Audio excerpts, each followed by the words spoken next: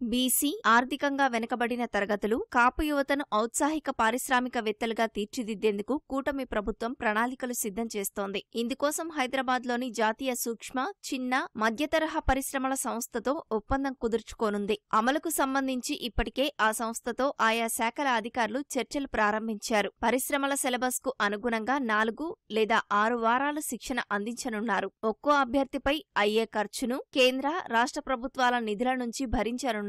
ఏటా 2000 మందిని ఔత్సాహిక పారిశ్రామికవేత్తలుగా తీర్చిదిద్దేలా అధికారులు ప్రతిపాదనలు సిద్ధం చేశారు. ఇందులో 1000 మంది బీసీలు, ఆర్థికంగా వెనుకబడిన తరగతులకు చెందిన 500 మంది, కాపు సామాజిక వర్గం నుంచి 500 మంది ఉండనున్నారు. ఆయా వర్గాల నుంచి బ్యాచ్కు 30 మంది చొప్పున ఎంపిక చేసి శిక్షణ ఇస్తారు. ఏడాది పొడవునా ఈ కార్యక్రమం కొనసాగేలా అధికారులు కార్యాచరణ సిద్ధం చేశారు. శిక్షణకు ఎంపిక చేసేందుకు ప్రత్యేక విధానం, ప్రశ్నావళిని అనుసరించనున్నారు. మొత్తంగా 5 ఏళ్లలో 9000 మందిని తయారు చేసేలా రోడ్ మ్యాప్ ను సిద్ధం చేశారు. ఎన్ఐఎం, ఎస్ఎంఈలో తర్ఫీదు తర్వాత వారి ఆసక్తికి అనుగుణంగా పరిశ్రమల ఏర్పాటుకు రాష్ట్ర ప్రభుత్వం సహకారం అందించనుంది. శిక్షణ పూర్తి చేసుకున్న వారు తమ ఆలోచనలను సదరు సంస్థతో నిరంతరం పంచుకునే అవకాశమూ ఉంది.